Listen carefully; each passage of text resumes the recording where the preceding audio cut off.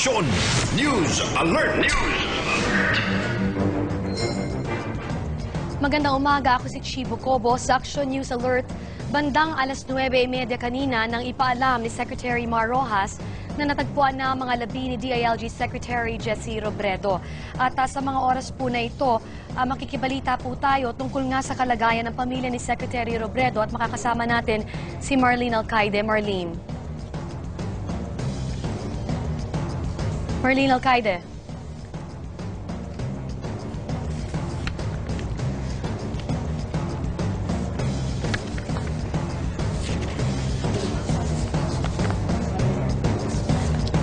Babalikan po natin si Marlene Alcaide maya-maya lamang.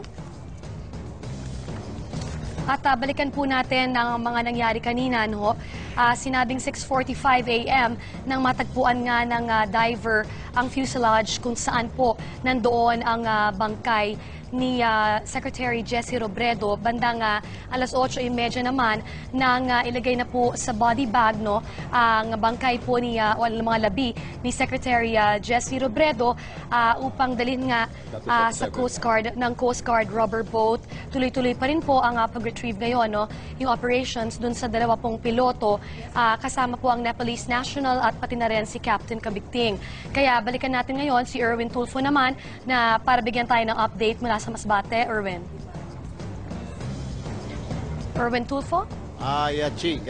Kanina lamang kasama ko si Secretary Mar Rojas. Medyo umalis lang sandali. Pero we were on standby para magbigay ng update. But so far, ang latest dito, Chi, ay darating na raw, babalik muli si Pangulong Pinoy dito sa lugar para personally na siya ang sasama sa bangkay ni Secretary Jessy Robredo para ihatid ito sa misis niya mamaya-maya lamang. So inaantabayan na natin ngayon sa mga oras na ito ang pagdating ni Pangulong Noynoy Aquino mula Maynila. Dediretso siya rito para nga makita personally yung itong bangkay ni Secretary Robredo at siya na mismo na maghahatid doon sa pamilya ni Secretary Jessy Robredo itong mga labi ng naturang kalihim. Nasa mga oras na ito, Chi, ay inaayusan na nga ng mga forensic experts sa local na funeral parlor dito para maayos naman at maging presentable ang pagdala doon sa labi ni Secretary Jessy Robredo.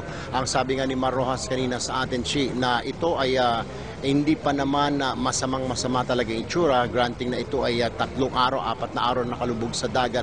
Okay pa naman daw ang itsura. Medyo nga lang daw bloated. Kaya inaayusan at pakiusap niya nga, like I have said kanina, na kung po pwede ay iwasan mo ng makuna ng direktahan itong labi ni Secretary Robredo para naman daw hindi masyado masakit sa pamilya at makita itong video ni Secretary ng kalihim na hindi masyado magandang itsura. So sa ngayon, Chi, ongoing din itong search and rescue ngayon para doon pa sa 2 piloto. Inabisuhan na rin yung mga kamag-anak na nasa bandang kanan ko lamang dito sa Command and Control Center na inabisuhan sila na ginagawa na ng paraan para ma-recover o ma-retrieve yung bangkay ng 2 piloto na